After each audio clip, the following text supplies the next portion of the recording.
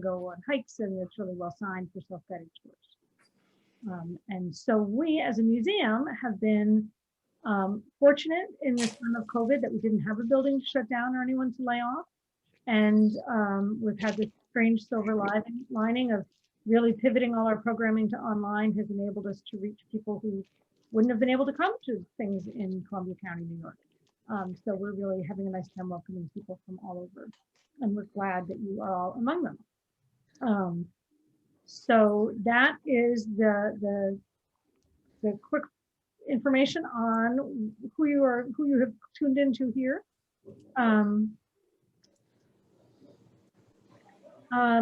When I first started at Shaker Museum, one of the most important things that I was taught early and has proven true and true again, that the values that the Shakers believed in and lived by really are not something you can separate from their legacy, from their manufactured goods, from their architecture, from their business. And we tend to summarize those really as community, innovation, inclusion, integrity, and conviction.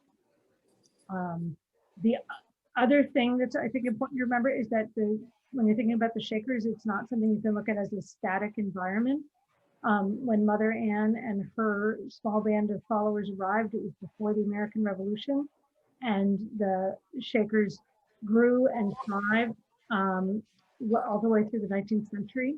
So they really started to decline during the period of industrialization. So that's it's an enormous arc of development, and it's fascinating to look at.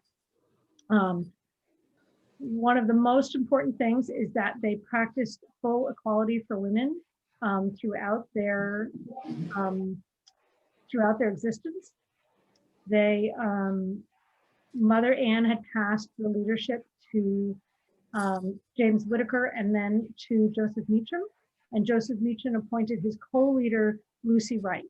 And when Meacham passed, Lucy Wright became the sole leader, and she was the mother from 1796 to 1821.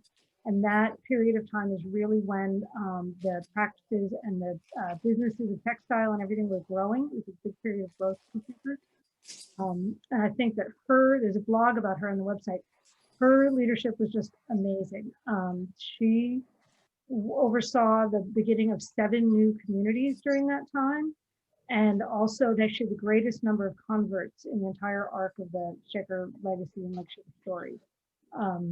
So logistically and spiritually, she took it upon herself to be sure that what it meant to be a Shaker in Kentucky was the same thing as what it meant to be a Shaker in Maine, as in Ohio. Although some of those were just developing during that time.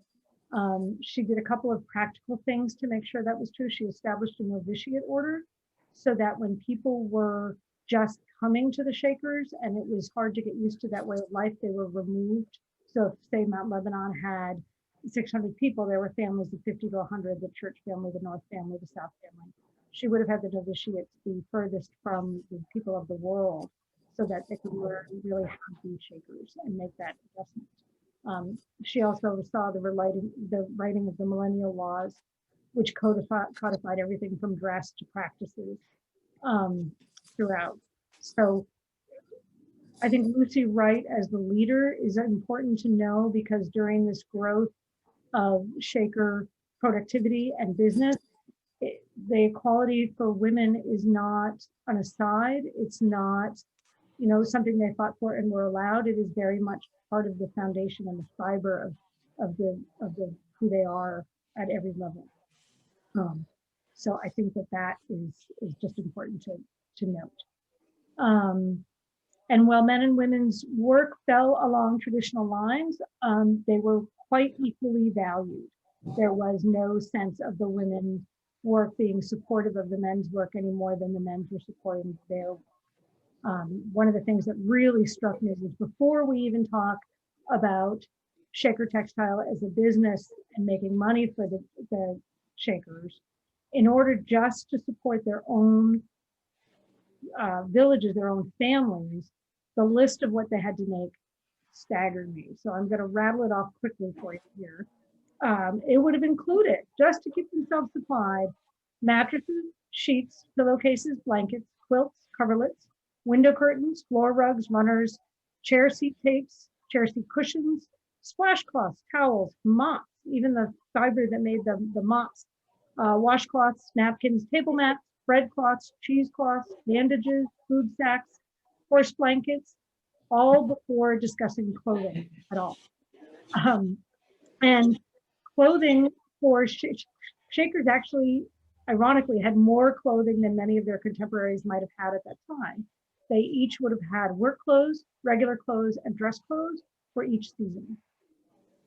So just a remarkable amount of productivity just to have that thing going. There are some journal entries about large linen diapers, which look to me like dish towels, but fabric that would have been used in Harvard in 1795. And then by 1810, they're making enough to be selling it to the world.